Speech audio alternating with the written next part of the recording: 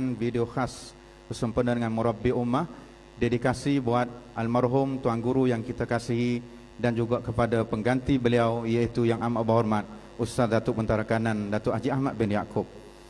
Hadirin dan hadirat yang dihormati sekalian, buat jolong-jolong kalinya negeri Serambi Mekah, Kelantan Darul Naim, Kerajaan Negeri Kelantan menampilkan seorang tokoh yang begitu hebat. Namanya sudah dikenali bukan saja di Malaysia, bahkan hampir di seluruh di negara-negara umat Islam yang lain, yaitu yang berbahagia Al-Fadhil Ustaz Abdul Somad. Untuk itu, majlis dengan penuh ta'zim menjemput dan mempersilakan yang berbahagia Al-Fadhil Ustaz Abdul Somad bagi menyampaikan pidato beliau yang bertajuk Tegakkan Islam, Tanggungjawab Ummah. Dijemput dan dipersilakan.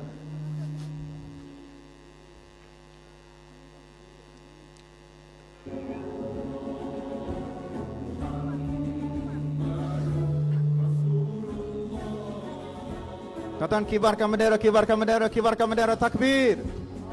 Takbir. Takbir. Takbir.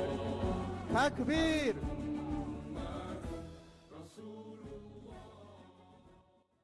Assalamualaikum warahmatullahi wabarakatuh.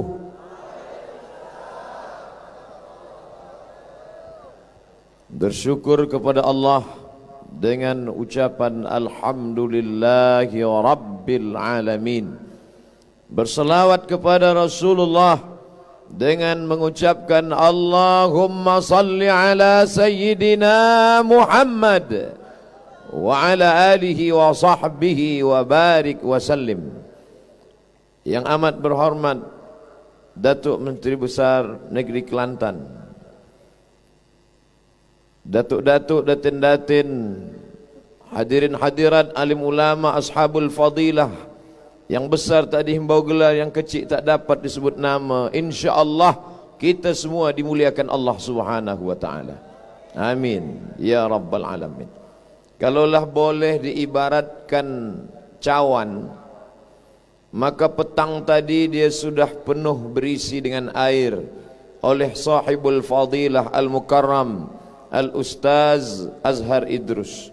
Kemudian selepas maghrib tadi dipenuhkan lagi dengan air ilmu yang menyejukkan sahibul fadilah Al-Ustaz Ahmad Dasuqi hafizahullah wa saddada khutah. Cawan gelas sudah penuh, maka tiba masa Ustaz Abdul Somad tinggal tumpahnya saja lagi. Jadi kalau nampak kawan nanti di sebelah tertidur tumpah air liur, maklum sajalah. Tapi insya-Allah tidak ada yang lebih, kerana ini adalah negeri yang dikenal dengan ilmu sebelum daripada yang lain. Ini adalah negerinya para murabbi dan ulama. Dulu ada sebuah kerajaan bernama Mempawah. Negeri itu terletak di Kalimantan. Mufti terakhirnya bernama Syekh Abdul Rahman Ibn Husain Al-Kalantani. Al-Kalantani makna Kelantan. Satu negeri lagi dikenal seorang ulama bernama Syekh Idris Al-Marbawi. Siapa yang tak kenal dengan kamus Al-Marbawi? Semua orang-orang Melayu yang belajar Islam bahasa Arab, dia tahu makna Al-Quran dan hadis dari kamus Al-Marbawi. Dari mana ini orang berasal? Dari negeri Melayu. Tapi ada yang terlupa bagi setengah orang. Ini ulama besar daripada Universiti Al-Azhar Kaherah, tapi belajar pertama kali dari seorang ulama bernama Tok Kenali Al-Kalantani, orang Kelantan. Apakah sampai hari ini negeri Kelantan masih menghasilkan ulama? Ya, 40 lebih pondok-pondok. Dan petang tadi saya mengunjungi, melawat salah satu pondok, yaitu pondok Al-Madrasah Ad-Diniyah Al-Bakriyah. Maka mereka yang tadi belajar nahu, saraf, balaghah, mantik, bayan, ma'ani, badi', fiqh, usul fiqh, mazhab Syafi'i, aqidah Asy'ari, tasawuf Junaid al-Baghdadi, Abu Hamid al-Ghazali. Mereka lah yang akan tetap menjadikan negeri ini baldatun thayyibatun wa rabbun ghafur. Takbir. Jadi tajuk kita malam ini, tegak Islam adalah tanggung jawab ummah. Kalau ada orang yang meragukan Islam di akhir zaman akan tumbang, maka perlu dia menonton acara kita malam ini supaya dia tahu 100.000 orang berkumpul di stadium Sultan Muhammad keempat. 100.000. Dari mana Ustaz tahu 100.000? Sebab tadi saya dengar ada menyebut 100.000. Bila tak percaya, hitung kiralah sendiri. Semua yang datang ini adalah buah daripada dakwah para murabbi di masa yang lalu. Mereka yang menanam benih itu, mereka yang menyiramnya dengan ilmu. Hari ini dia sedang berbunga. Bunga itu dipetik oleh Abdul Somad yang datang dari bumi Melayu, Sumatera, Indonesia. Hanya saja ketika dia memetik bunga itu, gambarnya diambil, lalu kemudian diupload dalam www.facebook.com. Semua orang berkata, oh, jamaah Ustaz Abdul Somad, Masya Allah, Tabarakallah. Mereka tak tahu, dia hanya memetik bunganya saja. Siapa yang menanamnya, siapa yang menyiramnya, siapa yang memupuknya, itulah para murabbi-murabbi kita. Pisang emas bawa berlayar, masak sebiji di dalam peti. Hutang emas dapat dibayar, hutang budi dibawa mati. Apa yang dapat kita balaskan untuk mereka? Kalau sanggup mampu mengkhatamkan Al-Quran, apa kata Imam An-Nawawi rahimahullah? Wa in khatimul Quran. Kalau mereka mampu mengkhatamkan Al-Quran, bacakan Al-Quran, hadiahkan pahalanya untuk mereka. Kalau tak mampu baca Al-Quran, likulli syai'in qalbun, segala sesuatu punya hati. Wa qalbul Quran Yasin. Tak mampu baca Quran, bacakan Yasin. Yasin pun tidak sanggup, maka yang paling rendah Ummul Quran Al-Fatihah. Itulah yang tadi kita diajak oleh yang amat berhormat Datuk Menteri Besar, mengajak kita membacakan Al-Fatihah untuk para pendahulu merabbi. Al-Quran tidak juga sanggup, Yasin tidak mampu, Al-Fatihah pun tak mampu, mati sajalah. Apa yang dapat kita balaskan untuk mereka yang sudah menunjukkan kita mana hak, mana batil, mana bengkok, mana lurus, mana hitam, mana putih. Tertulis di bahu, tertulis di dada para mereka yang menjemput saya. Laulal murabbi ma araftu rabbi. Kalaulah bukan kerana murabbi, kami takkan kenal Tuhan kami. Siapa yang mengenalkan kita? Mereka yang sudah berjasa. Apa balasan Allah untuk mereka? Dalam Sahih Muslim dikatakan, idza matal insan, manusia mati meninggalkan dunia. Harimau mati meninggalkan belang, gajah mati meninggalkan gading, manusia mati meninggalkan nama. Nama apa yang ingin kau tinggalkan? Di Quran semua nama ada. Fir'aun ada, Qarun ada, syaitan ada, iblis pun ada.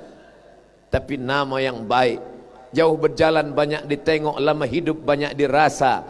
Sudah banyak negeri yang dijalani, belum pernah lagi berkenalan dengan orang. Kenalkan Ustaz, nama saya Fir'aun. Padahal dia kuasa hebat, piramid sampai hari ini menjadi peninggalannya. Tapi bukan itu yang dikenang. Yang dikenang adalah bagaimana menegakkan agama Allah. Tegaknya agama Allah hari ini adalah tanggung jawab kita bersama. Sallu ala Rasulillah. Allahumma salli ala Sayyidina Muhammad wa ala ali Sayyidina Muhammad. Saya sampai di Kaherah tahun 1998. Berkunjung ke salah satu rumah sahabat saya. Kebetulan istri dia orang Kelantan. Dia dapat, saya tak dapat. Saya tengok di dinding rumah itu ada gambar orang bersorban, wajahnya sejuk.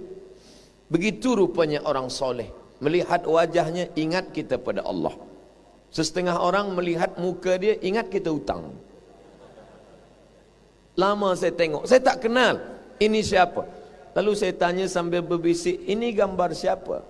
Itu gambar Tok Guru Nek Aziz. Oh, saya tak tanya banyak, saya cari maklumat tentang dia di mana? www.google.com.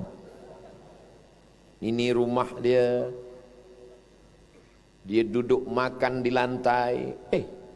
Tak lama saya bercerita dengan pelajar-pelajar Malaysia yang waktu itu mereka disatukan dalam PMRAM, Persatuan Mahasiswa Arab Republik Mesir.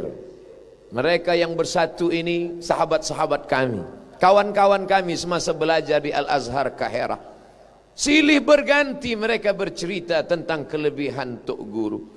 Yang satu bercerita bahwa ada suatu ketika orang di tengah jalan, kereta dia rosak, tak boleh melanjutkan perjalanan.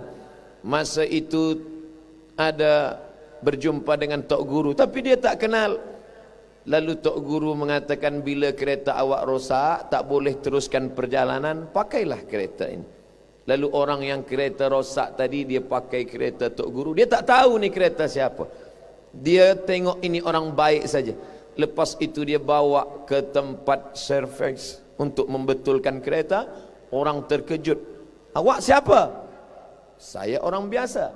Kenapa awak boleh bawa kereta Tok Guru? Oh, ini kereta Tok Guru kah? Iya. Di mana awak berjumpa? Di tengah jalan. Sebab tadi kereta tiba-tiba rosak saja dan ada orang bagi pinjaman. Ini kereta Tok Guru. Dan dia bukan setakat guru agama saja, bukan setakat orang yang faham agama saja. Dia adalah seorang yang amat berhormat, seorang menteri besar. Cinta walaupun tak pernah bersua membuat saya berniat dalam hati, umur panjang badan sehat, saya akan datang ke negeri bernama Kelantan. 21 tahun lamanya berkeinginan, rupanya tertulis di Lauhil Mahfuz. 14 hari bulan Februari 2019 barulah sampai. Tak berjumpa dengan Tok Guru, hanya setakat ziarah ke makamnya dan sampai ke rumahnya, bertemu dengan adiknya, bertemu dengan anak-anak dan cucu, dan sempat pula bersilaturahim. Begitulah rupanya takdir yang sudah ditetapkan Allah. Sakitkah hati? Kecewakah jiwa? Ya. Untung ada rukun iman yang keenam, berterima kepada takdir baik dan takdir buruk. Takdir yang seterima buruk tak berjumpa semasa hidup. Maka sakit hati saya setiap kali menengok gambar Sahibul Fadilah Ustaz Azhar Idrus. Bukan cuma berjumpa berguru, bahkan sempat pula ikut membawa jenazahnya ke makam. Allahu Akbar. Tapi apa mau dikata, yang lalu tak dapat diulang. Lan tarji'al ayyamul lati madat. Hari yang lalu tak dapat diulang. Menetes air mata darah tak boleh diulang. Apakah Al-Faqir Abdul Somad layak disebut sebagai murid? Maka suatu ketika saya mencari video tanya jawab, soal jawab. Bolehkah kita dianggap murid bila kita tak berjumpa, bila kita tak mengambil ilmu secara langsung, direct? Kita hanya dengar kajinya, kita hanya tonton YouTube-nya, kita hanya pandang videonya, tengok gambarnya. Apakah kita dianggap murid? Allah berikan jawaban melalui lisan Al-Habib Umar bin Hafiz, Sahibul Fadilah, ulama besar dari Tarim Hadramaut, pimpinan Majlis Darul Mustafa. Seorang bertanya kepada Habib Umar bin Hafiz radhiyallahu anhu, "Hai Habib Umar bin Hafiz, ya, saya mendengar tazkirah, menonton tazkirah, tapi saya tak jumpa orangnya, tak belajar kepada dia langsung. Apakah saya dianggap sebagai murid?" Apa kata Habib Umar bin Hafiz? Ta'allugul galbi, kaitan hati. Bila engkau ada cinta, bila engkau ada suka, engkau ikut ilmunya, engkau amalkan tazkirahnya, maka engkau pun dianggap sebagai murid. Mudah-mudahan walaupun saya tak berjumpa, walaupun saya tidak sempat bermusafahah mencium tangannya, saya ingin di akhirat kelak tetap dianggap sebagai murid dari Tuan Guru Nik Aziz, insyaAllah.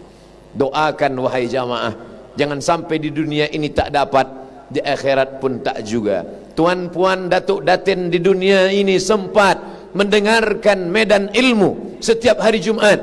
Hari ini Abdul Somad tepat hari Jumat, tidak pernah diminta, tidak pernah diharap, tapi selalu memohon kepada Allah. Rupanya ditakdirkan Allah dimuliakan dalam majlis ini. Mudah-mudahan di akhirat nanti kita bersua pula dalam surga Jannatul Firdaus bersama Sayyidina wa Maulana Muhammad sallallahu alaihi wasallam. Abdul Samad tidak datang mengajar ilmu, Abdul Samad tidak datang untuk menyampaikan tazkirah. Abdul Samad datang ke Kelantan dengan niat melangkahkan kaki, bismillahi tawakkaltu ala Allah, la haula wa la quwata illa billah. Man kharaja fi talabil ilmi, siapa yang keluar rumah menuntut ilmu, fahuwa fi sabilillah, maka dia sama seperti orang berjihad fi sabilillah, hatta yarji'a, sampai dia pulang ke rumah. Maka dari semenjak saya datang sampai malam ini, sampai saya kembali ke kampung halaman saya di negeri Melayu Riau Sumatera, mudah-mudahan saya termasuk dalam golongan orang yang berjihad fi sabilillah. Amin ya rabbal alamin. Apa pelajaran yang boleh diambil Ustaz Abdul Somad dari Tuan Guru? Abdul Somad hanya mengajar tazkirah di masjid.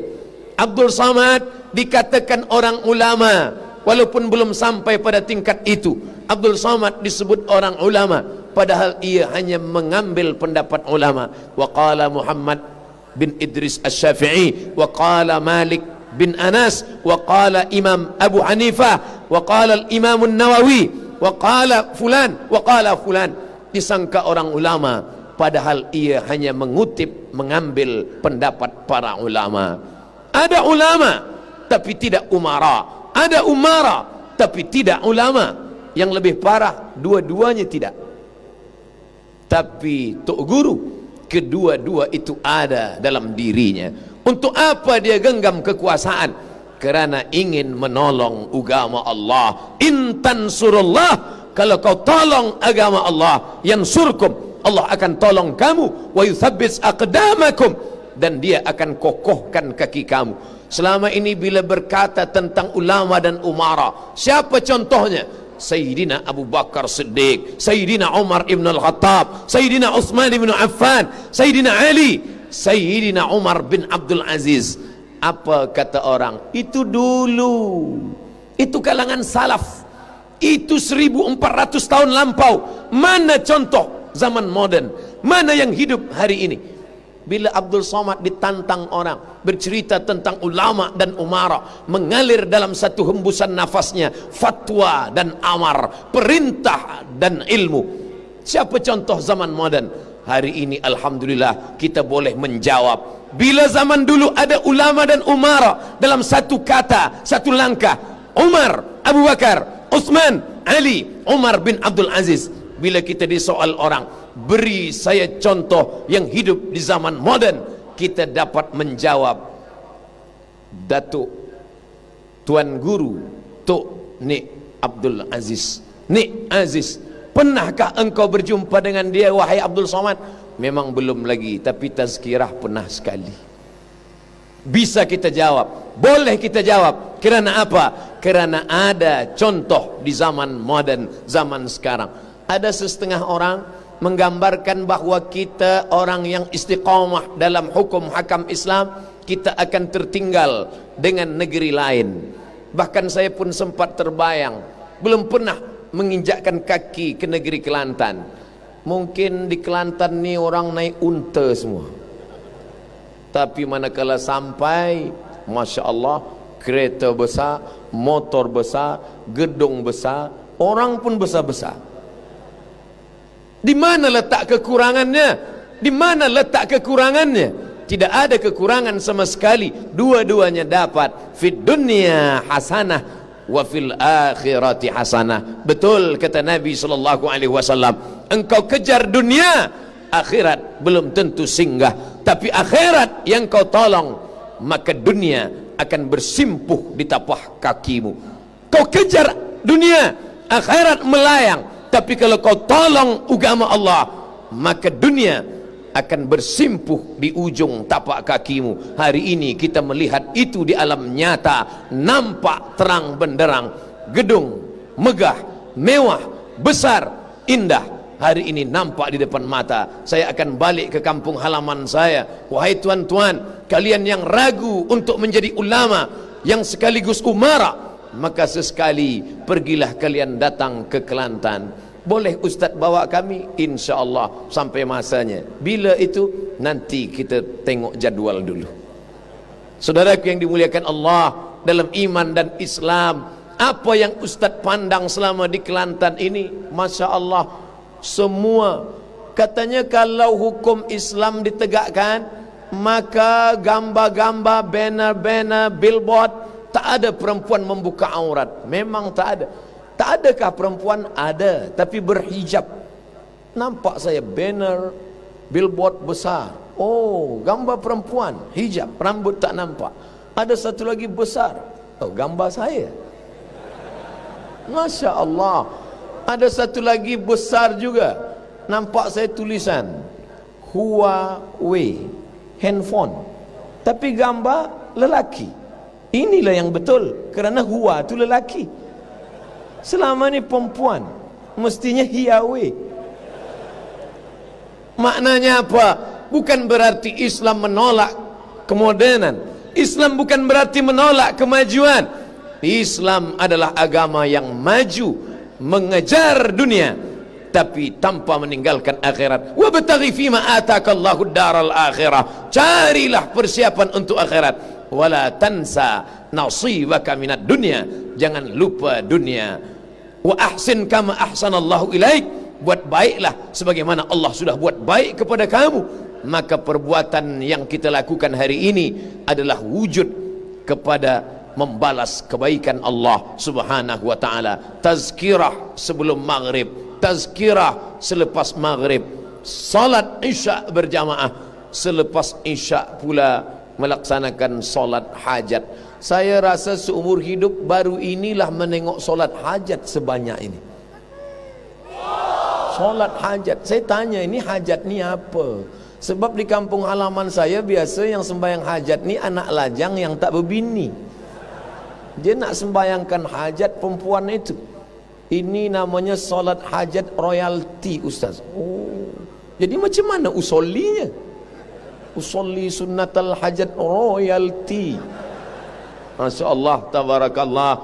Memanglah yang paling baik adalah doa yang didahului dengan munajat kepada Allah. Qalbul mu'min baina asabi'ir rahman. Hati orang beriman di antara kuasa Allah. Allah Maha Kuasa membolak-balikkan hati. Ya muqallibal qulub, wahai engkau yang membalikkan hati. Mereka berdoa, sedangkan 40 orang berdoa bergetar hati, 40.000 orang berdoa bergoncang hati, konon lagi 100.000 orang berdoa. Dua kemungkinan, kalau tak dapat mati. Tapi tentu orang beriman berdoa yang baik-baik. Allahumma hdi qaumi, beri hidayah kaumku. Begitu yang diajarkan Nabi Muhammad sallallahu alaihi wasallam. Ada orang setengah manusia yang berpahaman, bila orang menegakkan syariat Allah, maka yang tidak Islam, yang non muslim, yang tak seakidah akan mati, akan terbunuh. Dia tidak Islam, bakar rumahnya, hancurkan, larikan anak gadisnya. Ini siapa yang menyebarkan kepalsuan seperti ini? Abdul Somad malam ini terkejut, seumur hidup baru ini mendengar. Apa yang didengar tadi? Bukan Melayu, bukan Islam, takbir. Kenapa ada takbir bukan Melayu, bukan Islam? Rupanya Islam ditegakkan, maka yang tak Islam tetap mendapat rahmat, karena kedatangan Islam. Wa ma arsalnaka illa rahmatan lil alamin. Masa di Kaherah saya boleh membaca tulis Arab. Masa di Maghribi saya boleh baca tulis Arab. Tapi masa di Kelantan saya baca beberapa kali, tak saya boleh baca. Kenapa tak boleh? Rupa bahasa Cina, tulis huruf Arab. Apa maknanya? Apakah Muslim semua di Kelantan ini? Tidak, Ustaz Samad. Saudara-saudara kita yang Tionghoa ada, saudara kita yang negeri Hindu, Buddha, Kristian ada. Semua dilindungi. Kenapa? Ajaran Islam, man qata'a sidratan, siapa yang memotong sebatang pokok kayu, sawwallahu ra'sahu fidnar, Allah sungkurkan kepalanya dalam api neraka. Sedangkan pokok kayu tak boleh diganggu. Sedangkan pokok kayu, bukan manusia, dilarang untuk diganggu. Apa kata baginda Nabi Muhammad sallallahu alaihi wasallam ketika melepas pasukan perang menuju Mu'tah? Dulu bila melepas pasukan perang, ratakan dengan tanah, bakar kebunnya, hancurkan rumahnya. Tapi tidak begitu akhlak Islam. Apa kata baginda? Satajiduna rijalan fis sawami, kalian akan bertemu dengan lelaki-lelaki yang tinggal, para padri-padri yang tinggal di cus tempat ibadah mereka. La ta'ridu lahum, jangan ganggu non muslim. La taqtulun nasabiyan murdi'a, jangan bunuh budak kecil yang sedang menyusu. Wala syaikhan faniya, jangan bunuh orang tua renta. La taqta'un nasajaratan, jangan cabut pokok kayu. La taqiranna nahlan, jangan rosak pohon kurma. Inilah ajaran yang dulu diajarkan Nabi SAW. Mana bukti nyata hari ini? Tuan-puan yang ingin menengoknya, datanglah ke Kelantan. Aku sudah menengok dengan mata kepalaku sendiri. Oleh sebab itu, tegaknya agama Allah bukan ingin menyombongkan diri. Menegakkan agama Allah bukan ingin menghancurkan, tapi ingin melindungi kerana merasa sayang. Nampak lubang tanah, tengok kiri kanan tak ada orang, maaf, lalu kencing di lubang tanah. Nabi marah, la yabulanna ahadukum fil juhri, jangan kencing di lubang tanah. Kenapa? Kenapa tak boleh? Ini kan binatang. Mereka juga makhluk Allah yang bertasbih memohonkan ampun untuk orang-orang yang mengajarkan kebaikan. Mereka di dalam hidup, mereka juga punya kehidupan. Bayangkan ajaran Islam yang begitu lembut, sedangkan pokok kayu, semut tak boleh diganggu. Apalagi jiran, tetangga, sahabat, kerabat, mereka sesama manusia. Semut yang ada di lubang tanah, bayangkan kalau engkau buang najis air ke dalam, rupanya mereka sedang pilihan raya. Apa yang terjadi di dalam? Pernahkah manusia berpikir tentang semut di dalam lubang? Pernahkah manusia berpikir tentang kehidupan makhluk yang kecil? Islam mengajarkan itu. Itu hanya ada di kertas, itu hanya ada di kitab, itu hanya ada di sahih, di kitab hadis. Mana nyata, mana praktiknya? Maka kita bangga sebagai orang Melayu. Kamu tak perlu pergi jauh ke Jazirah Arab, dekat saja sudah kau temukan. Maka ini semua adalah membumikan Al-Quran. Kalau dulu Aisyah radhiyallahu anha ketika ditanya oleh sahabat, kaifa kana Rasulullah sallallahu alaihi wasallam, kaifa kana khuluqu Rasulillah sallallahu alaihi wasallam, bagaimana akhlak baginda, bagaimana budi pekertinya? Apa kata Sayyidatuna Aisyah radhiyallahu anha?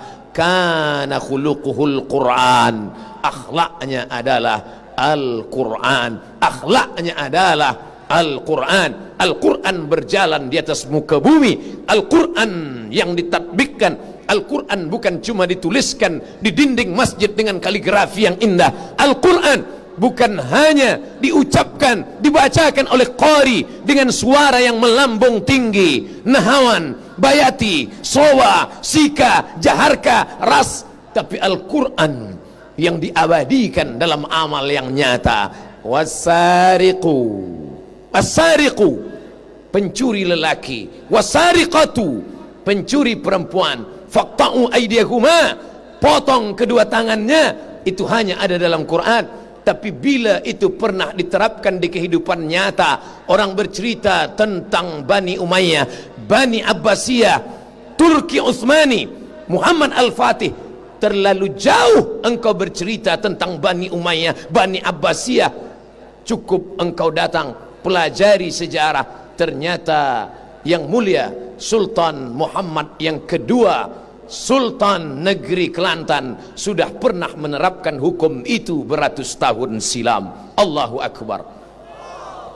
Dulu di tepi-tepi kampung Kelantan ada seorang petugas lelaki yang membawa cat berwarna hitam, memperhatikan bila ada perempuan yang membuka aurat, maka dia akan berikan tanda.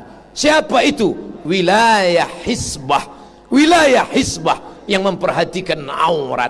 Untuk apa aurat perempuan ini dijaga? Kerana di sini negeri para penghafaz Al-Quran.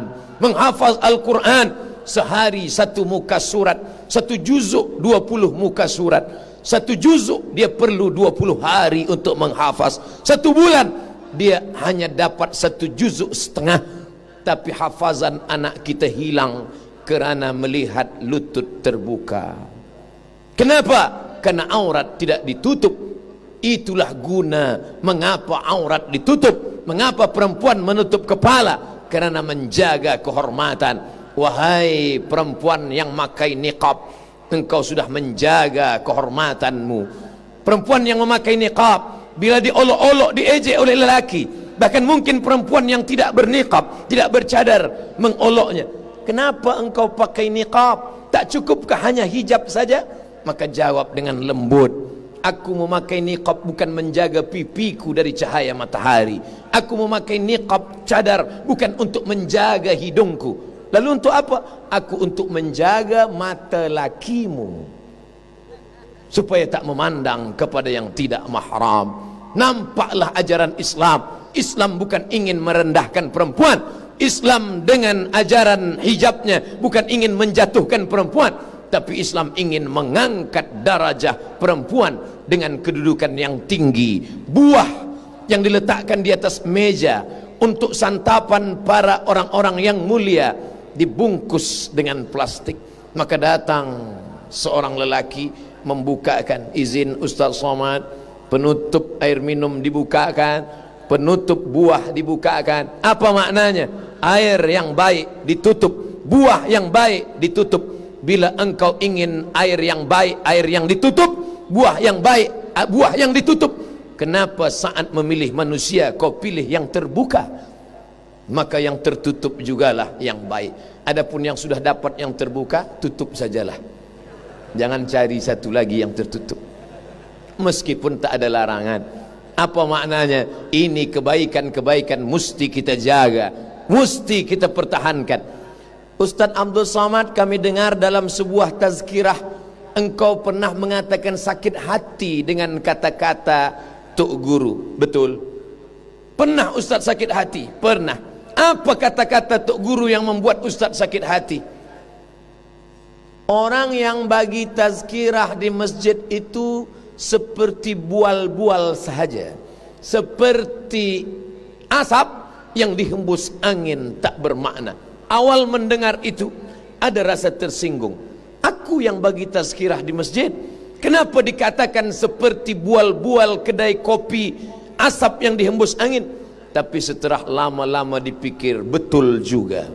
Berkali-kali menyampaikan di masjid, bayarlah zakat, bayarlah zakat. Tapi orang tak membayar zakat. Tutuplah aurat, tapi orang membuka aurat. Jangan makan riba. Orang yang makan riba, alladzina ya'kuluna riba la yaqumuna illa kama yatakhabbathu syaitanu minal mas. Sesiapa yang makan riba, maka nanti di akhirat dia akan bangkit di padang mahsyar seperti orang bangkitnya orang yang diganggu syaitan, orang yang diruqyah, matanya liar, suaranya menggelegar. Nah, bukan berarti saya menggelegar ini diganggu setan, tidak. Oh, begitulah dia nanti dibangkit di padang mahsyar. Disampaikan itu dalam tazkirah, dalam khutbah. Ayyumah lahmin, setiap daging di badan, nabata min haramin, kalau tumbuh dari riba haram, fannaru aulabi, tempatnya api neraka. Keluar dari masjid, orang masih jaga makan riba. keluar dari surau, orang tetap juga meletakkan wang di bank konvensional riba. Betul kata Tok Guru, cakapku hanya seperti asap yang dihembus angin. Kenapa? Karena tiada kuasa. Tapi begitu Tok Guru punya kuasa, apa yang pertama dia lakukan adalah meletakkan kekuasaan. Wang harus, mesti, wajib diletakkan di Islamic Bank. Merata-rata negeri bangkit, mereka membuka Departemen Islamic Bank. Walaupun bank konvensional, mereka buka satu khas untuk membela. Kenapa? Karena ini adalah ucapan bukan dari ustaz, bukan dari Abdul Somad, tapi ucapan orang yang punya kekuasaan. Begitulah hebatnya kalau ulama punya kekuasaan. Takbir. Maka bila ada, kita membaca dalam sejarah bagaimana hebatnya zakat pada masa pemerintahan Umar bin Abdul Aziz. Kalau ada orang yang mampu berjalan dari San'a ke Darul Bayda, San'a Yaman, Darul Bayda, dar rumah, Bayda putih, Darul Bayda rumah putih, Casablanca, Yaman, Saudi Arabia, Suriah, Mesir, Libya, Aljazair, Tunisia, Aljazair Maghribi. 8 negara berjalan, tidak ditemukan fakir miskin. Apa sebab? Karena ada kekuasaan di tangan Umar bin Abdul Aziz. Begitulah hebatnya. Alhamdulillah, hari ini kita melihat mata yang bercahaya karena tidak makan riba. Para penghafaz Quran, betapa kasihan anak yang bersih, hijau, putih, tak ada dosa sama sekali. Tapi ketika dia berdoa, doanya tak dikabulkan Allah. Apa sebab? Rajulun as'as, ada seorang lelaki, rambutnya kusut berdebu, yamuddu yadaihi ila sama, tangannya dia angkat ke langit. Apa dia katakan? Ya Rabb, ya Allah, ya Allah. Dia minta, tapi doanya tak dikabulkan. Ya Rasulullah sallallahu alaihi wasallam, mengapa doanya tak dikabulkan? 4. Mat'amuhu haram, makanannya haram. Malbasuhu haram, pakaiannya haram. Masrabuhu haram, minumannya haram. Malbasuhu haram, keretanya haram, motornya haram, rumahnya haram. Wa ghudhiya bil haram, disuap, diberikan makanan dengan makanan yang haram. Anak yang bersih lidahnya, istri yang menunggu di rumah, ternyata mereka makan haram. Tapi Tok Guru sudah menyelamatkan daripada riba. Dengan apa? Bukan setakat fatwa, bukan setakat kitab yang dibacakan di depan jamaah, tapi sampai pada kekuasaan. Begitulah hebatnya umat yang sudah dibina oleh para ulama, oleh para murabbi sampai hari ini. Satu yang masih membuat terganjal dalam pikiran Al-Faqir Abdul Somad, dulu gambar itu disimpan di komputer, di laptop. Rumah berwarna hijau yang penuh dengan kesederhanaan. Ingin membuktikan apakah rumah ini hanya dulu, atau hanya museum, atau hanya gambar saja. Jangan-jangan rumah ini sudah berubah sekarang. Petang tadi sampai ke rumah yang sama seperti yang ada dalam gambar dilihat beberapa tahun yang lampau. Bahkan sampai masuk ke dalam, inilah rumah Tok Guru wahai Abdul Somad. Inilah dulu tempat beliau hidup bersama anak, bersama keluarga. Hari ini engkau datang menyaksikan, ambil gambar, langsung upload, update status. Aku sudah sampai ke tempat yang dulu ingin kulihat. Penantian selama 20 tahun lamanya. Seorang yang amat berhormat, menteri besar, puluhan tahun punya jawatan, tapi apa yang terjadi? Hidup dengan penuh kesederhanaan. Dalam dirinya ada 2, dia ulama, dia umara. Dalam dirinya ada 2, dia seorang alim, dia juga seorang amir. Dalam dirinya ada 2, dunia dapat, akhirat pun dapat. Dalam dirinya ada 2, zuhud. Selama ini zuhud dibayangkan orang yang berpakaian kuyak, tak ada kuasa, tak ada tenaga. Siapa orang zuhud? Itulah orang yang macam nak mati saja. Ada seorang lelaki duduk di tepi pasar, macam orang akan menjemput kematian. Lalu kemudian Aisyah radhiyallahu anha bertanya, "Man hadzal rajul?" Siapa laki-laki ini? Apa jawab mereka? "Azhadun nas." Inilah orang yang paling zuhud. Inilah orang yang paling zuhud di antara kami. Sayyidatuna Aisyah marah. Wa kana Umar ibn al-Khattab azhadan nas. Umar bin Khattab itu orang paling zuhud. Dia zuhud, tapi bukan begini zuhudnya. Bagaimana zuhud yang benar? Idza masya asra, kalau berjalan langkahnya tegap. Wa idza takallama asma, kalau bicara suaranya lantang. Wa idza daraba auja, kalau memukul pukulannya keras. Itu ada pada diri Tok Guru. Dia punya kekuasaan, dia punya jawatan, dia punya kedudukan, tapi tetap dengan penuh kesederhanaan. Inilah yang susah untuk kita temukan di alam nyata.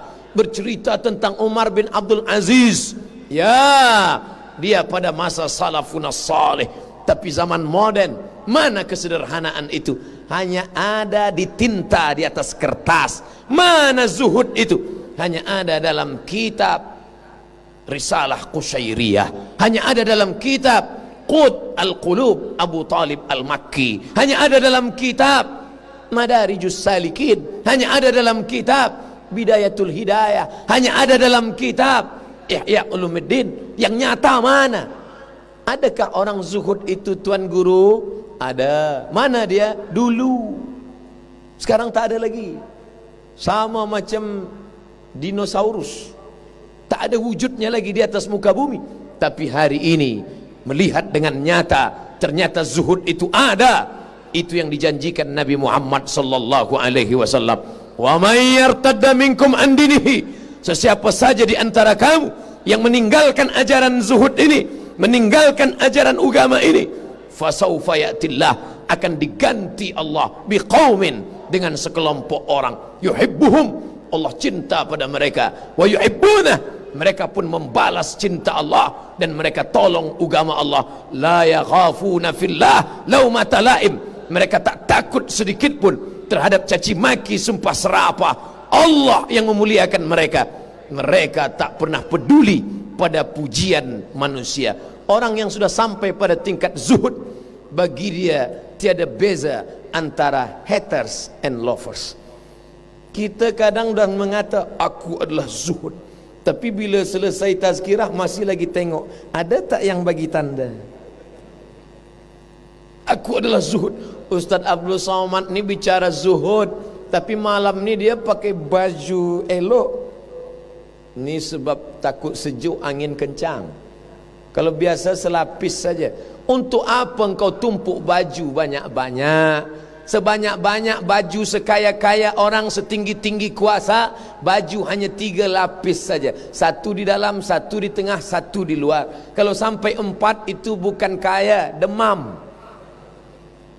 Sekaya-kaya, sehebat-hebat orang, paling banyak makan 3 kali tambah saja. Sekali, 2 kali, 3 kali. Kalau sampai 4 kali, mungkin usus dah berlubang.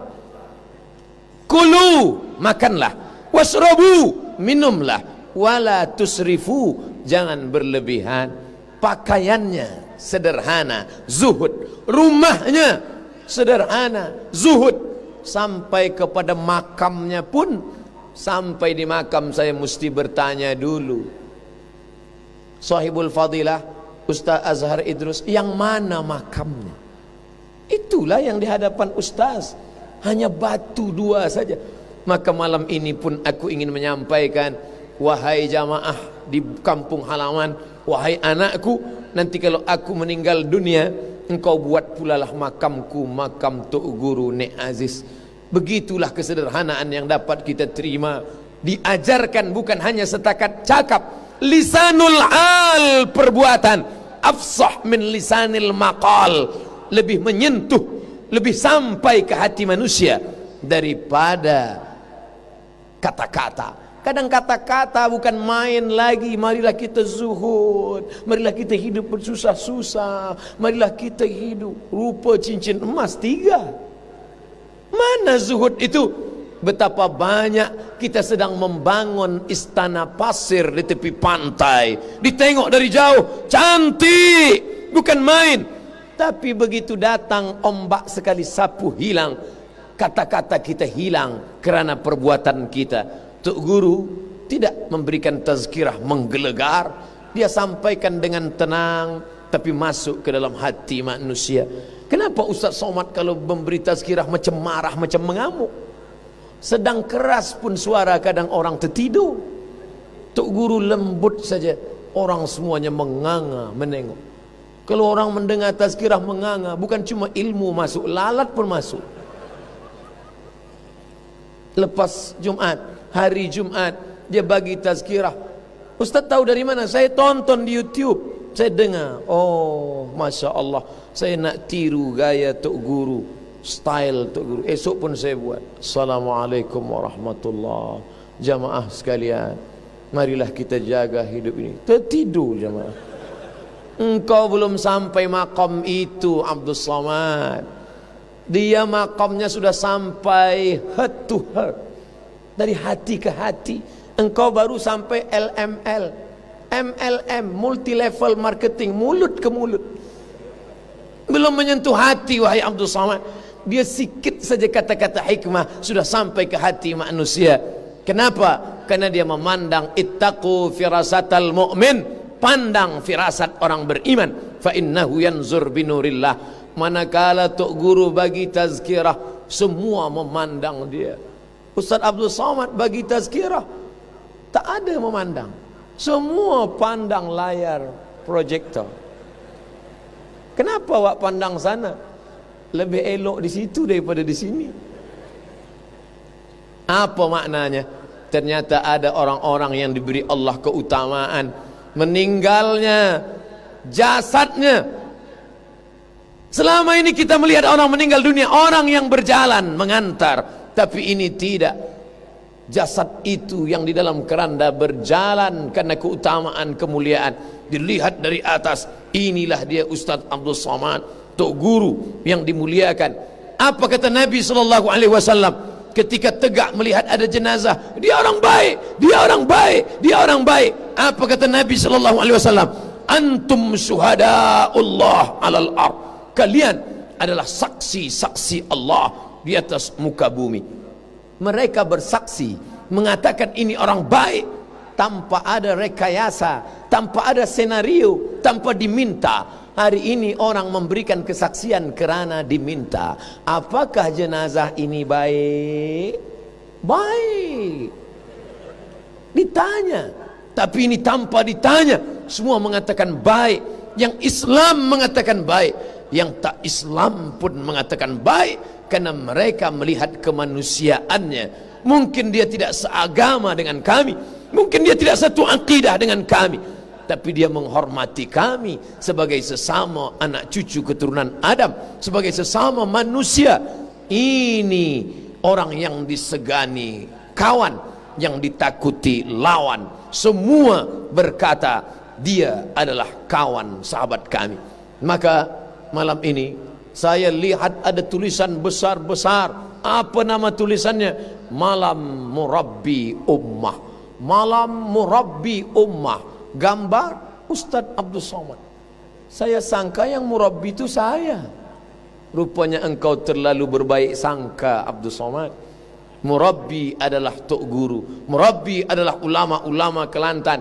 Tapi kita dapat saja setetes dua tetes pun dari kemuliaan mereka. Bisa kita ikut tradisi mereka yang baik-baik.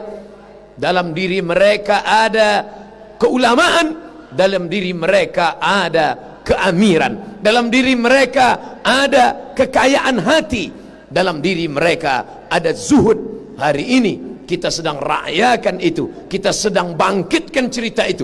Ini Ustaz Somad memuji-muji orang, mana boleh. Pujian itu hanya milik Allah. Yang tak boleh memuji orang hidup. Orang hidup tak boleh dipuji. Nabi SAW bila ada orang memuji dia, dia ambil pasir, dia siramkan. Tapi ini orang sudah meninggal dunia. Apa kata Nabi sallallahu alaihi wasallam? Ulkuru mahasina mautakum. Orang yang sudah meninggal dunia, ulkuru, sebutlah mahasin. Mahasin jamak plural. Sebut kebaikan-kebaikannya. Yang disampaikan Abdul Somad malam ini adalah mahasin, kebaikan-kebaikan. Di Quran pula dikatakan wa amma bi ni'mati rabbika fahadits. Ceritakan nikmat. Makan nikmat, minum nikmat, hidup nikmat. Adakah nikmat yang lebih nikmat daripada hidup bersama Nabi Muhammad sallallahu alaihi wasallam? Kami tak hidup dengan Nabi. Nabi sudah meninggal dunia. Kau tak hidup dengan Nabi, tapi kau hidup dengan penerus Nabi. Siapa dia? Al-ulama warathatul anbiya. Ulama, pewaris, pengikut yang menerima warisan Nabi. Nabi tak meninggalkan kursi emas. Nabi tak meninggalkan harta benda. Mana yang dia tinggalkan? Taraktu fikum amraini. Ku tinggalkan dua saja. Intamasaktum bihima, kalau kamu pegang yang dua ini, lan tadillu abada, kamu tak akan sesat untuk selamanya. Kitab Allah Al-Quran, wa sunnati, sunnah Rasulullah sallallahu alaihi wasallam. Tapi kita tak boleh kembali ke Quran dan sunnah. Kita tak cukup ilmu untuk itu.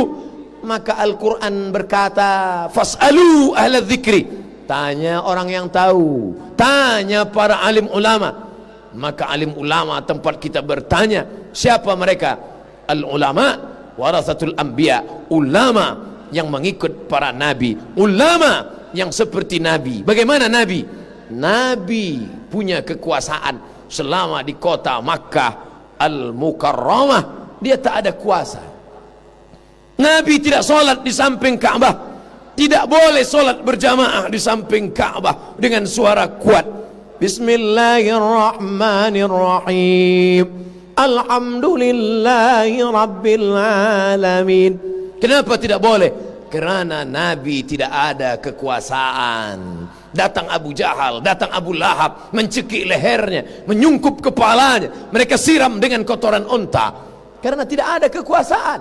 Tapi begitu dia pindah ke kota Al-Madinah Al-Munawwarah, maka dia ada kuasa. Saat itu dia katakan, layan tayanna, mereka yang tidak salat ke masjid, mereka yang meninggalkan surau, mereka yang tidak datang berjamaah, layan tayanna, berhenti, jangan ulang lagi.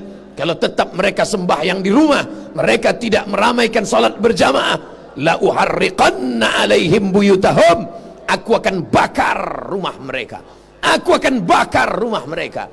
Begitu Nabi berkata. Kenapa Nabi berkata demikian? Karena ada kekuasaan.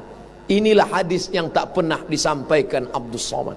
Belum pernah lagi Abdul Somad selesai salat, assalamualaikum warahmatullah, assalamualaikum warahmatullah, layan tahyanna, jangan sembahyang di rumah. Siapa yang di rumah, aku bakar rumahnya. Ustaz, sebelum Ustaz bakar, kami bakar duluan.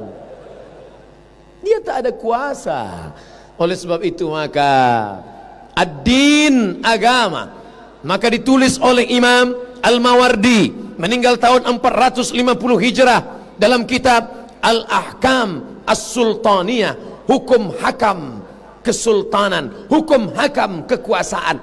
Apa tugas daripada amir penguasa?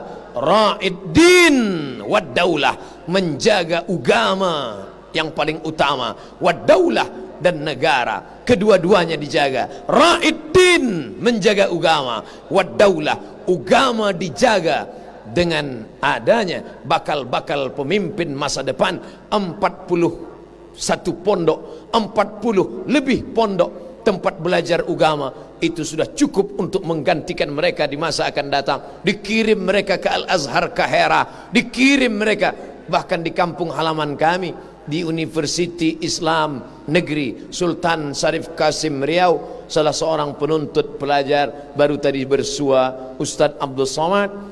Saya adalah pelajar Ustadz dulu semasa di Pekanbaru Riau. Oh, dari Kelantan ya, memang Kelantan. Rupanya inilah dulu 4 tahun yang lampau ingin membawa saya ke Masjid Muhammadi. Hari ini doa itu dikabulkan Allah. Semua ada saatnya. Sa'ah wa sa'ah. Kadang kita terlalu cepat ingin meminta, tapi kata ilmu Allah, ini saatnya wahai Abdul Somad.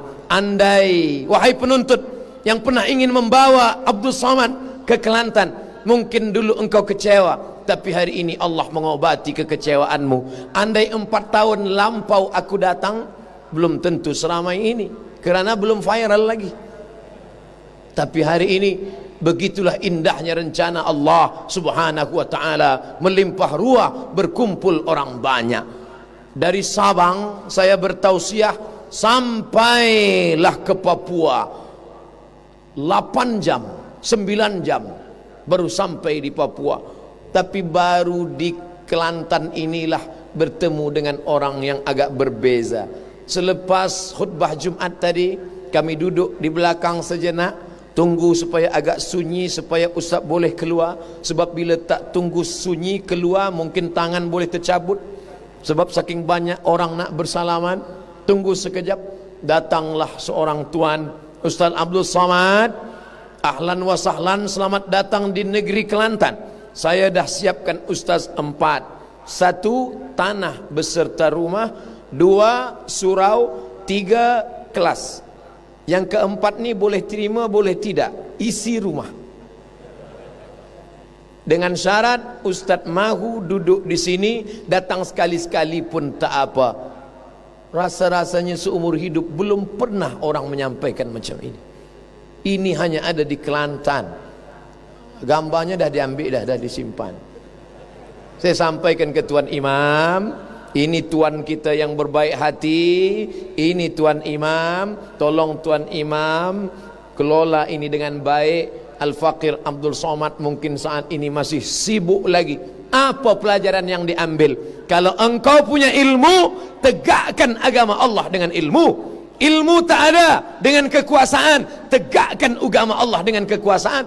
Ilmu tak ada, kekuasaan tak ada. Nih tuan, dia punya harta, ini tanah, ini surau, ini masjid, ini kelas. Buka tahfiz Quran. Inilah yang akan menolong di hadapan Allah subhanahu wa ta'ala. Infakkan, wakafkan anakmu. Berapa anakmu? 3. Yang 1 menjadi doktor, yang 1 menjadi pilot, yang 1 kau wakafkan untuk menolong agama Allah. Hafiz Al-Quran. Oh, saya tak nak anak saya hafiz Quran. Nanti bila dia hafiz Quran, dia tak ada kerja. Saya tak ingin anak saya hanya jadi imam sembahyang tarawih saja. Siapa yang mengatakan bila anakmu hafiz Quran, lalu dia tak boleh menjadi pilot, tak boleh menjadi doktor yang boleh mengobati penyakit, tak boleh menjadi lawyer, tak boleh menjadi businessman? Maka di Kelantan ada program tahfiz sains.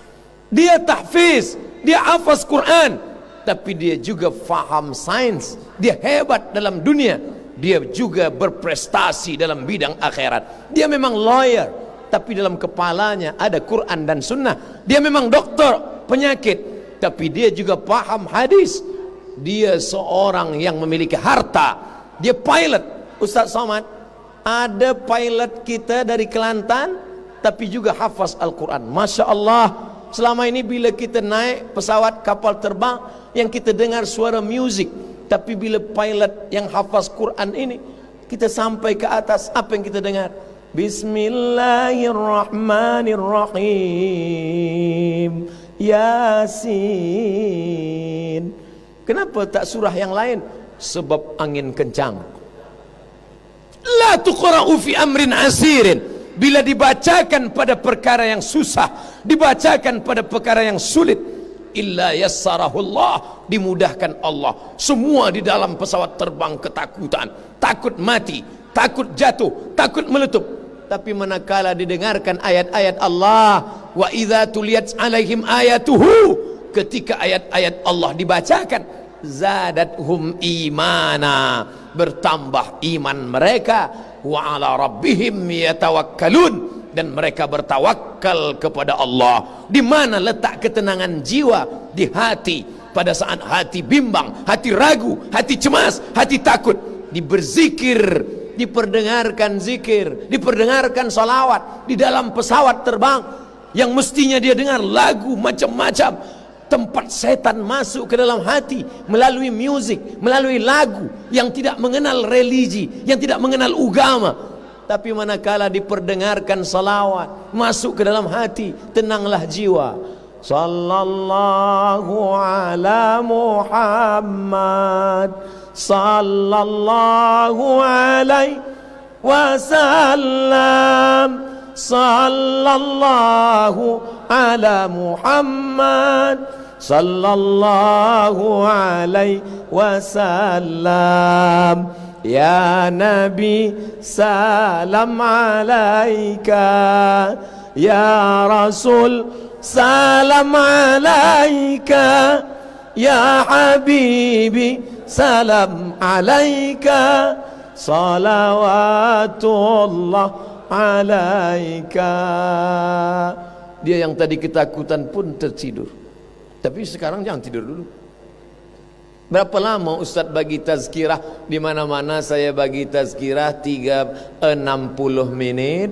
Selepas itu soal jawab 30. Rupanya di Kelantan tak ada soal jawab sebab semua dah paham. Ustaz bagi tazkirah 90 menit saja. Biasa 60-30, tak, sekali lalu 90 menit. Dah berapa lama? 70. Maknanya sabar-sabarlah, tunggu 20 lagi. Janganlah masa saya bagi tazkirah ni semua tuan-tuan balik. Andai pun balik, saya tak sakit hati. Sebab saya pernah biasa tazkirah berdua dengan kameramen, pernah. Di televisyen bukan banyak orang, macam orang banyak aja. Saudaraku yang dimuliakan Allah, tak ada orang, berdua aja dengan dia. Hari ini Masya Allah orang ramai. Apa yang membuat Ustaz Somad tak takut menengok orang ramai? Dari tadi Ustaz kenapa pandang ke sana dengan pandang ke sana saja? Kenapa tak pandang ke sana? Bila saya tengok wajah sahibul fadilah Ustaz Azhar Idrus, hilang bahan saya. Hari ini saya macam orang ikut musabaqah ceramah. Saya khawatir lepas ni mereka dah bagi penilaian. Ustaz Abdul Somad C. Na'udzubillah. Saudaraku yang dimuliakan Allah Subhanahu wa taala, apa yang membuat Ustaz Abdul Somad tidak merasa takut, tidak merasa cemas datang kemari? Karena yang kudatangi ini adalah saudara-saudaraku dan saya sedang bersilaturahim. Man ahabba ibsatalahu fi rizqihi, siapa ingin lapang rezekinya, wa yunsa'alahu fi atharihi, panjang umurnya, falyasil rahimahu, hendaklah dia menyambung, menghubungkan tali silaturahim. Dulu datuk ibu saya, datuk mak saya, sebelum tahun 1900 merantau dari Sumatera sampai ke Kedah, lama di Kedah, singgah ke Kelantan, dari Kelantan menyeberang ke Patani, sampai di Patani belajar kepada Syekh Wan Mustafa. Selepas itu dibawa ke Makkah Al-Mukarramah, 7 tahun di Makkah, kembali lagi ke Sumatera, berdekat dengan Sultan Melayu Asahan, dibelilah sebidang tanah. Itulah tempat kelahiran kami sampai anak cucunya. Jadi lama saya berpikir, apa yang membuat saya sampai ke Kelantan hari ini, dan esok pula kami akan terus ke Ipoh dan ke Kedah. Tak lama lagi diizinkan Allah akan sampai pula ke Patani. Sebenarnya mungkin ini hanyalah doa dari datuk-datuk kami dulu. Saat itu mungkin mereka berdoa kepada Allah, ya Allah, negeri yang pernah aku lalui ini, negeri tempat aku pernah menuntut ilmu ini, hendaknya adalah salah satu dari cucu cicit keturunanku akan sampai kemari. Dan doa itu dikabulkan Allah pada Februari 2019 ini. Begitu jugalah hendaknya kita berniat baik. Hari ini Abdul Somad memberikan tazkirah, diberi kesempatan oleh yang amat berhormat, maka Abdul Somad berharap 20-30 tahun akan datang, cucu cicit Abdul Somad datang pula bersilaturahim kemari. Mereka akan menunjukkan gambar, ini gambar datuk kami dulu Abdul Somad tahun 2019 pernah bagi tazkirah di Stadium Sultan Muhammad keempat. Ini gambar dia. Oh betul, Masa dia bagi tazkirah, kami ikut mendengar. Kata yang kecil-kecil yang hadir hari ini, kata budak-budak yang datang malam ini, kami pun ikut dengar. Ini datuk engkau Abdul Somad, ya. Mana dia sekarang? Dah mati dimakan cacing tanah. Tapi semua yang di Kelantan mengirimkan Al-Fatihah untuk almarhum Abdul Somad. Al-Fatihah. Jangan baca sekarang. Itulah yang kami inginkan. Yang diinginkan hidup ini apa? Menginginkan harta, binasa. Menginginkan kuasa, akan berakhir. Menginginkan cantik rupa, akan berubah. Inilah tabiat manusia. Sampai masanya berhenti, semuanya akan mati. Tapi yang kita tinggalkan akan kekal abadi. Sampai hari ini Masjid Sultan masih tetap tegak berdiri. Abdul Somad salat menyampaikan khutbah, maka mengalir pahalanya. Idza matal insan, manusia mati, inqata'a, putus. Apa yang tetap mengalir? Yang mengalir adalah sadaqatun jariyah. Ada, alhamdulillah, ilmun yuntafa'u bih. Ada. Tapi kami bukan dari Kaherah. Kami tak pernah belajar di Al-Azhar. Kami bukan ulama. Bagaimana kami boleh ada ilmu yang mengalir? Hanya perempuan biasa. Sebelum tidur dia sampaikan ke anaknya, anakku, sebelum tidur berwuduklah. Selepas berwuduk, solatlah witir. Selepas itu berdoalah supaya tidurmu itu jangan diganggu syaitan. Kau baca Al-Fatihah, Qul huwallah 3 kali, Qul a'udzu bil falaq sekali, Qul a'udzu bin nas sekali, Al-Fatihah sekali, ayat kursi sekali. Kau hembus ke tapak tangan, kau sapu ke muka, ke kepala. Diamalkan anak, anak berpesan kepada istri, diamalkan istri, istri berpesan kepada cucu menantu. Maka engkau sudah beramal. Bukan susah, ilmun yuntafa'u bih. Engkau mungkin bukan seorang ulama besar, tidak dipandang oleh manusia, tapi satu orang dapat hidayah kerana lidahmu. Ayyahdiyallahu bika rajulan wahidan. Satu orang dapat hidayah kerana engkau, khairum min umurin na'am, lebih baik daripada engkau memiliki seekor unta yang merah. Engkau bukan ulama, engkau bukan ahli fatwa, engkau hanya tahu mengajak orang ke surau, mengajak kebaikan, meletakkan anak ke pondok supaya dia boleh membaca kitab, supaya dia berakar ke bawah, berpucuk ke atas. Itulah yang tidak akan patah dipukul ombak, dihempas gelombang. Itulah pokok kayu yang besar yang tidak akan patah diterpa angin puting beliung. Sekarang kemana air deras? Ke situ generasi ini hanyut. Datang mazhab Hambali, hanyut. Datang mazhab Maliki, hanyut. Datang mazhab Hanafi, hanyut. Menyalah-nyalahkan mazhab Syafi'i, mengatakan amal ini bid'ah kerana tidak punya fondasi yang kuat. Bagaimana kalau mereka mendalami ilmu di pondok, nahu, sarab, hafaz di kepala mereka, 1000 bait syair matan alfiyah bersarang di kepala mereka. Kalamuna lafzun mufidun kastaqim ismun wa fi'lun thumma harfunil kalim. Terus ustaz tak hafaz lagi, itu saja ada dalam kepala mereka. Dia baca matan takrib, khatam matan takrib, dia naikkan kepada Fathul Qarib. Selesai Fathul Qarib, dia baca I'anatul Talibin, khatam I'anatul Talibin, dia baca Al-Mahalli, dia pindah ke kitab yang lain, Raudatul Talibin wa Umdatul Muftin. Selesai itu dia tengok pula kitab Al-Majmu' Syarah Muhazzab. Setelah matang mazhab Syafi'inya, setelah kokoh mazhab Syafi'inya, baru dia baca Bidayatul Mujtahid wa Nihayatul Muqtasid, Imam Ibn Rushd, Muqaranatul Madzahib, perbandingan mazhab. Yang paling tua Hanafi, nomor 2 Maliki, nomor 3 Syafi'i, nomor 4 Hambali. Dia tidak akan menyalah-nyalahkan orang kerana dia tahu perbandingan mazhab. Dia tidak akan membid'ahkan orang. Ini krisis kita adalah persaudaraan sesama ahlus sunnah wal jamaah, berkelahi dalam satu surau hanya kerana orang menjaharkan zikir. Yang satu berzikir subhanallah, subhanallah, subhanallah, subhanallah. Dia tak bersetuju. Menurut saya tak boleh. Ini ayatnya, wadhkur rabbaka fi nafsika. Sebutlah Tuhanmu dalam hatimu, jangan kuat-kuat. Masing-masing ada dalil. Yang berzikir jahar, dalilnya Sahih Muslim dari Sayyidina Abdullah bin Abbas radhiyallahu anhuma, kanal jahru bidzikri fi ahdin Nabi sallallahu alaihi wasallam.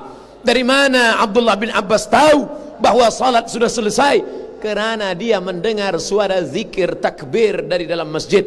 Itu menunjukkan suara itu kuat. Allahu Akbar, Allahu Akbar, Allahu Akbar, Allahu Akbar. Bila yang berzikir jahar dibid'ahkan oleh yang berzikir sir, yang sir pula marah dengan yang zikir jahar, lalu berkelahi sampai bertinju di dalam masjid, maka orang bertanya, mengapa mereka berkelahi dalam masjid? Gara-gara berzikir. Untung kita tak ke masjid. Rusak umat ini, hancur persatuan kita. Wa'tasimu bihablillah,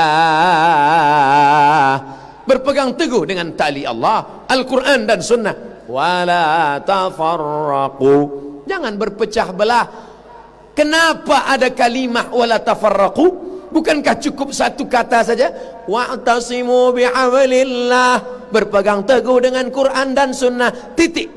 Kerana ternyata orang yang sudah membaca Quran, membaca tafsir, membaca hadis pun terjebak pada tafarraqu, maka ditambah Allah, wa'tasimu bihablillahi jami'au wa la tafarraqu. Jangan berkelahi, jangan berpecah belah. Masuklah Al-Imam Asy-Syahid Hasan Al-Banna ke dalam masjid. Dia tengok orang sedang berkelahi di bulan suci Ramadan. Yang satu mengatakan tarawih mesti 23 rakaat, kalau tidak maka namanya bukan tarawih. Yang satu berkata 11 rakaat, hadis riwayat Muslim. Kalau lebih dari 11 rakaat bid'ah, wa kullu bid'atin dhalalah wa kullu dhalalatin finnar.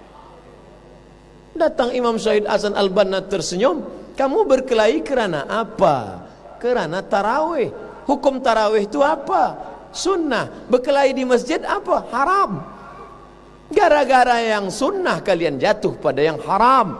Mencium hajar aswad sunnah, tapi menyikut kiri, menyikut kanan, menyipak ke muka, menanduk ke belakang, ini pekerjaan lembu.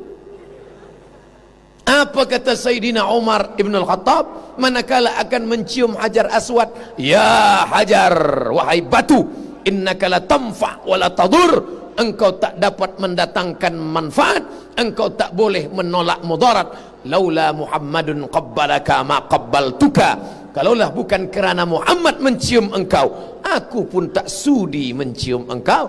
Aku cium engkau. Alasannya kerana satu, kerana mengikut Sayyidina wa Maulana Muhammad sallallahu alaihi wasallam. Hari ini engkau sikut kiri dan kanan, engkau sakiti saudaramu hanya untuk melaksanakan yang sunnah, kau tinggalkan yang wajib, kau rosakkan ukhuwah. Siapa sebenarnya yang kau ikut? Kalau dulu Umar berkata, kalaulah bukan kerana mengikut Muhammad, aku pun tak menciummu. Hari ini orang berkata, kalaulah bukan kerana jiranku nanti akan bertanya di kampung, kau boleh cium apa tidak? Apa sebenarnya yang terjadi dengan kita? Itu tidak akan terjadi di tengah masyarakat Kelantan. Kenapa? Selama masih berpegang kepada ilmu. Tidak ada kata-kata terlambat. Dalam Islam tidak dibatasi. BA 22 tahun, Master 30 tahun, 24 tahun, PhD 27 tahun. Itu bukan sistem Islam. Islam mengajarkan utlubil ilma, tuntut ilmu, minal mahdi, dari buayan, ilal lahdi, hingga ke liang lahat. Bahkan sampai akan mati pun kita tak berhenti menuntut ilmu. Tetap dibisikkan ke pangkal telinga, laqinu mautakum, talkinkan ke telinga orang yang akan mati, la ilaha illallah. Laki-laki, sampaikan kepada istrimu, wahai buah hati belayan jiwa, bila sampai ajalku tiba, tolong kau bisikkan ke telingaku nanti la ilaha illallah. Maka nanti bila tengok dia agak sikit-sikit sakit sikit, mula dia la, belum lagi. Kau nak cepat saja aku mati. Apa sebenarnya makna daripada talqin? Talqin tak lain tak bukan adalah menunjukkan bahwa kita tidak pernah berhenti belajar. Abdul Samad ke Kelantan mungkin tidak belajar baca kitab, mungkin tidak telaki pada ulama, tapi dia mengambil pelajaran dari setiap detik pandang yang dilihat, yang ditengok. Man salaka tariqan, siapa yang melalui suatu jalan, yaltamisu fihi ilman, lalu dia mengambil ilmu, sahalallahu lahu bihi tariqan ilal jannah, maka Allah akan mudahkan jalannya menuju surga. Lalui suatu jalan, ambil pelajaran di sana. Apa pelajaran yang diambil malam ini? Lelaki dengan perempuan tidak bercampur, tidak ada ikhtilat. Di sini lelaki semua, di sini perempuan semua, di sini lelaki semua, di sini perempuan semua. Maka wahai kaum muslimin yang ingin membuat acara, yang membuat program besar, kalian tengoklah program malam ini, ambil gambar dari atas, lihatlah bagaimana. Kalau ingin membuat sesuatu yang besar, tirulah yang sudah dilakukan di Kelantan ini. Tazkirah baik, tapi kadang orang ramai kita tak tahu di hadapan kita ada orang sebab gelap gelita.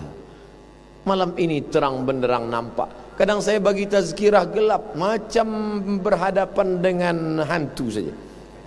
Tapi malam ini terang, Masya Allah, Tabarakallah, nampak semuanya, nampak batasannya, nampak semua yang hadir. Ini semua apa maknanya? Kita ambil pelajaran-pelajaran yang baik-baik. Kadang di tempat lain orang tidak fokus untuk mendengarkan. Kenapa?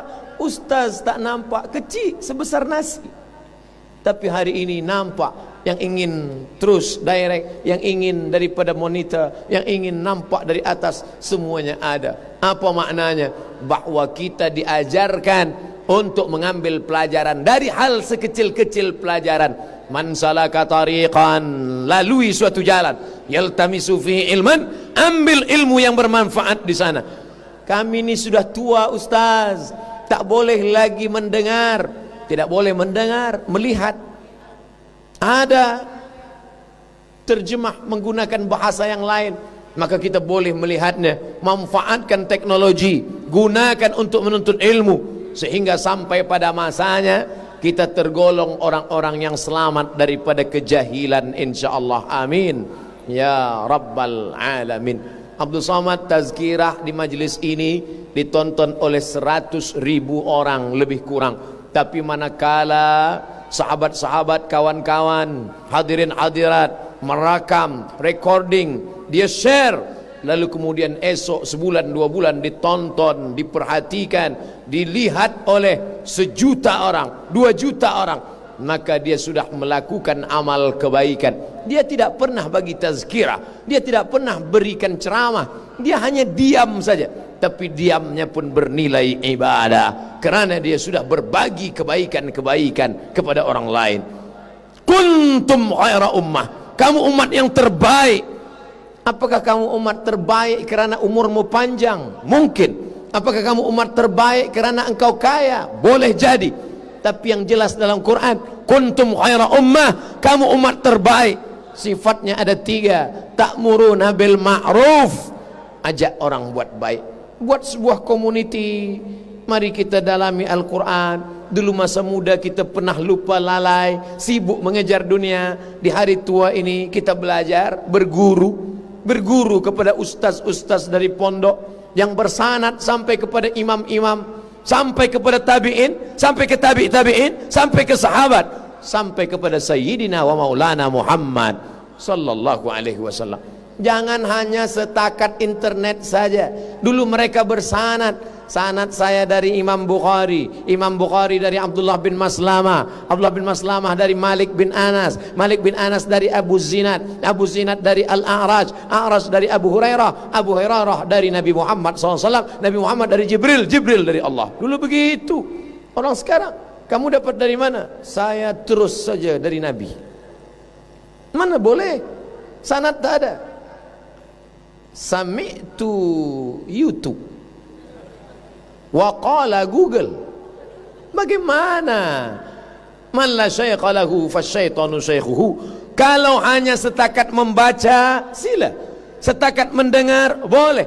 Tapi ingat, internet tidak boleh membezakan mana khawarij, mana murji'ah, mana hasyawiyah, mana syiah, mana qadariyah, mana jabariyah. Internet tidak boleh menunjukkan mana yang hak, mana yang batil. Maka kita mesti berguru, tanyakan kepada tuan-tuan guru, tanyakan kepada alim ulama. Alhamdulillah, datang para ulama kemari. Orang di negeri lain masuk neraka jahanam, boleh jadi kerana tidak ada tazkirah. Bangkit di padang mahsyar, ditanya oleh Allah, hai fulan bin fulan, mengapa engkau tidak kenal Islam? Kerana tidak ada tazkirah. Kami jahil, tapi di Kelantan tazkirah merata-rata di masjid. Banyak penuntut ilmu dari Jordan, dari Suriah, dari Maghrib, dari Dimash, dari Yaman, Hadramaut. Maka tidak ada alasan sedikit pun, tak ada hujjah antara kita dengan Allah untuk mengatakan aku jahil. Jangan sampai seperti pepatah orang Melayu. Apa kata mereka? Bagaikan ayam mati di lumbung padi. Lumbung padi tempat orang menuai padi. Padi dikumpul untuk setahun. Tiba-tiba ayam masuk ke dalamnya dan mati dalam kelaparan kerana hanya tidak mahu dan tidak mau tahu. Kalau ada orang yang tidak tahu, bagi tahu. Yang susah adalah orang yang tidak mahu tahu, sehingga diam saja, tidak mengambil kepedulian. Dulu ulama-ulama kita tok kenali pergi ke Makkah Al-Mukarramah. Ulama kita, tok guru kita pergi ke India. Selepas itu terus ke Al-Azhar. Master baru kembali. Zaman susah, kapal laut. Hari ini tazkirah di tepi rumah pun tak didengarkan. Apa yang akan kita bawa menghadap Allah? Iqra'ul Quran, baca Al-Quran. Fa innahu ya'ti yaumal qiyamah. Quran akan datang pada hari kiamat. Syafi'an li ashabi. Dia akan memberikan syafaat pada orang yang membacanya. Al-mar'u ma'aman ahab. Orang akan bersama dengan siapa yang dia cintai. Engkau cinta pada Quran, Quran akan bersama dengan engkau. Engkau cinta kepada Nabi, Nabi akan bersama dengan engkau. Engkau sayang kepada ulama, ulama akan membela engkau. Engkau sayang kepada handphone, insya-Allah handphone pun akan bersama engkau.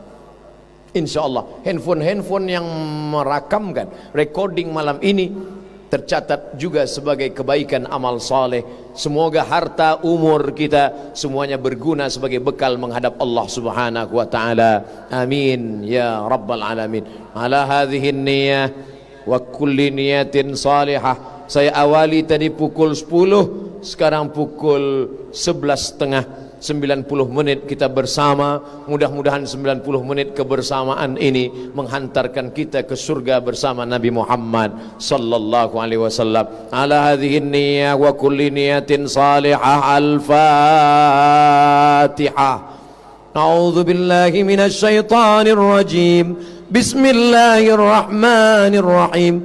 Alhamdulillahi rabbil alamin. الرحمن الرحيم مالك يوم الدين إياك نعبد وإياك نستعين اهدنا الصراط المستقيم صراط الذين أنعمت عليهم غير المغضوب عليهم ولا الضالين آمين اللهم أوصل ثواب ما قرأناه إلى علمائنا الأئجلاء. Sampaikanlah pahala bacaan yang sudah kami baca kepada para ulama kami, para murabbi kami.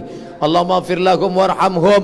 Ampunkan mereka, rahmati mereka. Waj'alil jannata mathwahum. Jadikan surga sebagai tempat mereka. Allahumma ja'al kuburahum rawdatan min riyadil jinan. Jadikan surga sebagai, jadikan kubur mereka salah satu dari taman-taman surgamu ya Allah. La taj'al kuburahum hufratan min hufarin niran. Jangan jadikan kubur mereka salah satu dari lubang nerakamu ya Allah. Allahumma inna natawassalu ilaika bijahi nabiyyika Muhammad sallallahu alaihi wasallam.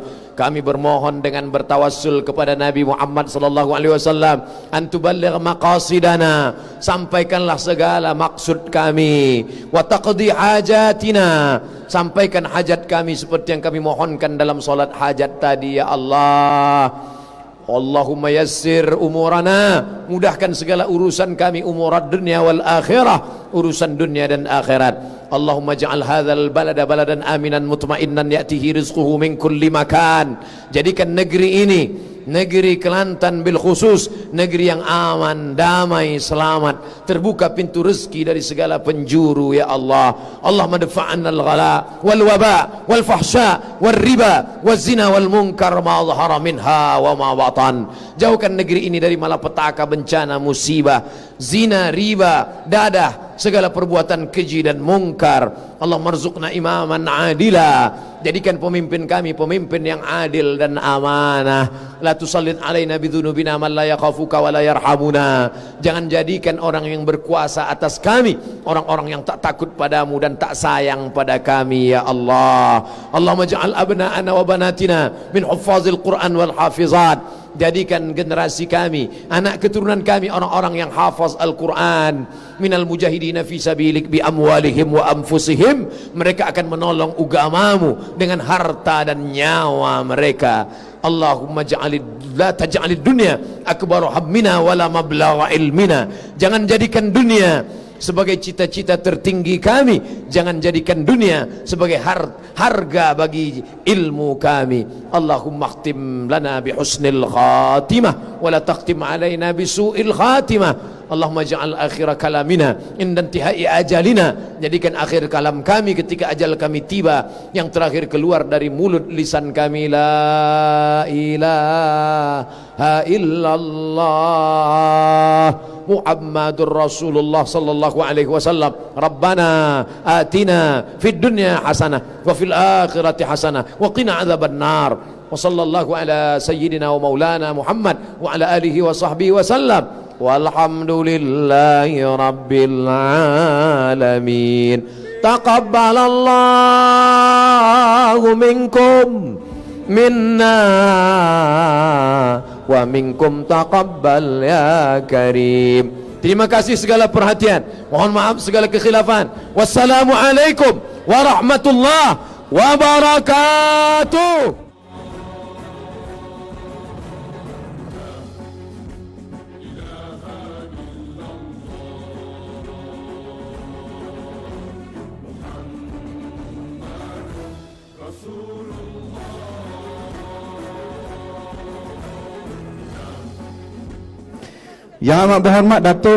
Yang berhormat Datuk hadirin dan hadirat sekalian. Pada malam ini Kerajaan Negeri Kelantan dengan penuh sukacita dan berbesar hati untuk menganugerahkan kepada dua tokoh, yaitu anugerah ikon anak muda dan anugerah Dai Nusantara. Berikut dibacakan biodata ringkas kedua-dua penerima anugerah tersebut. Yang pertama, anugerah ikon anak muda. Tokoh ini dilahirkan tanggal 12 Februari 1964 di Kuala Terengganu, Terengganu Darul Iman. Mendapat pendidikan awal di Alusta, Kedah, kerana mengikuti Allahyarham ayahandanya yang berkhidmat sebagai seorang anggota keselamatan ketika itu sebelum menyambung di peringkat menengah di Terengganu. Minat beliau mendalami pengajian Islam bermula tahun 1990 sewaktu usia beliau mencecah 26 tahun, sehingga bertalaki ilmu agama dengan lebih 8 orang guru selama 12 tahun tanpa menghiraukan penat dan lelah.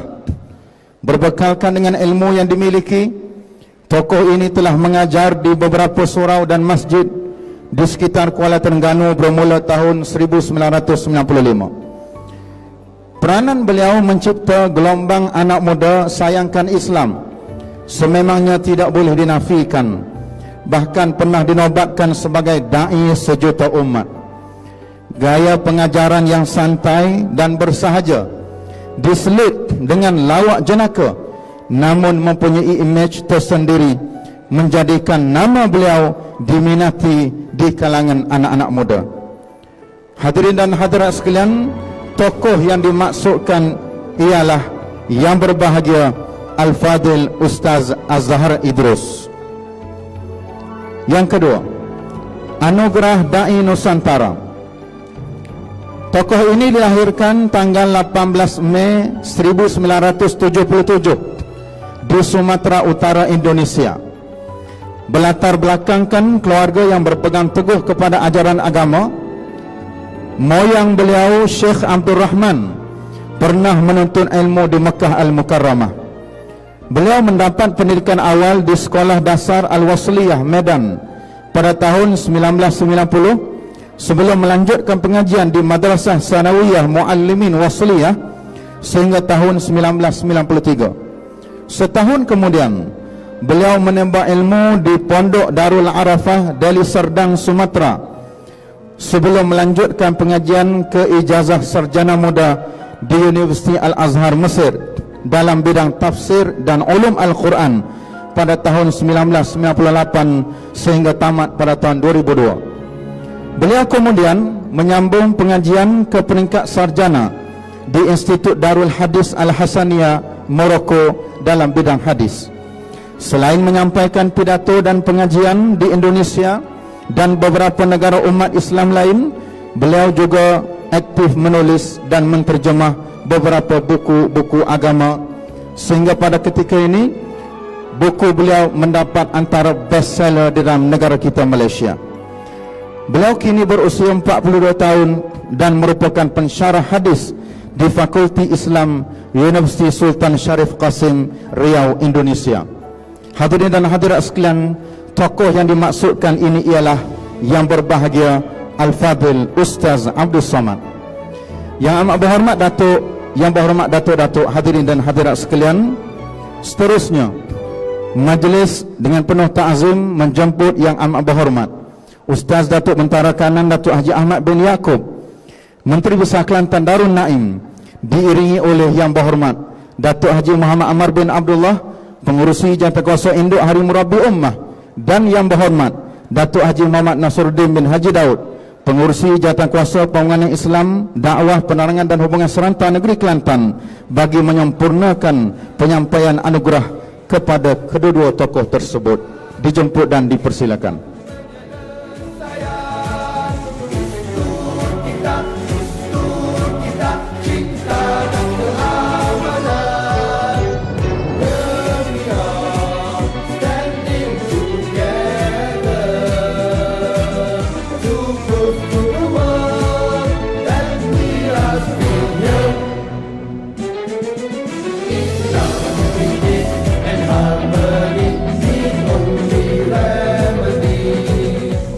Hadirin dan hadirat sekalian, untuk itu majlis dengan penuh ta'zim menjemput dan mempersilakan penerima anugerah ikon anak muda yang diberikan dan dianugerahkan kepada yang berbahagia Al-Fadhil Ustaz Azhar Idrus.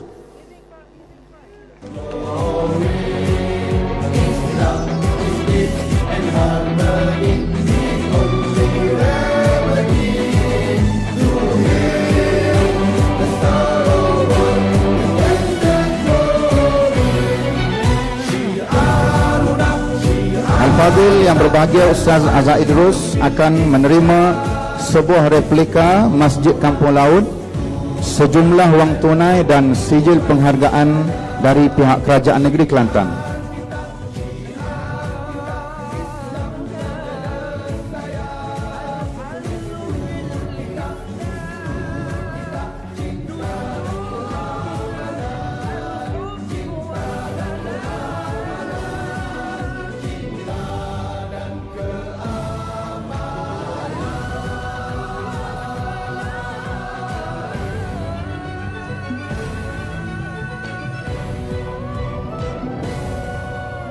Seterusnya, majlis dengan penuh ta'zim menjemput dan mempersilakan yang berbahagia Al-Fadhil Ustaz Abdul Somad untuk menerima anugerah Dai Nusantara bersempena Hari Murabbi Ummah dari pihak Kerajaan Negeri Kelantan Darun Naim.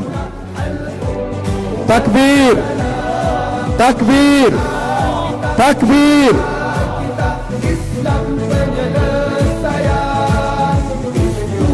Sebagai makluman hadirin dan hadirat sekalian, yang berbahagia Al-Fadhil Ustaz Abdul Somad akan menerima sehelai jubah, sebuah replika Masjid Kampung Laut, sejumlah wang tunai sehelai kain rida, dinar emas dan sijil penghargaan dari pihak Kerajaan Negeri Kelantan Darul Naim.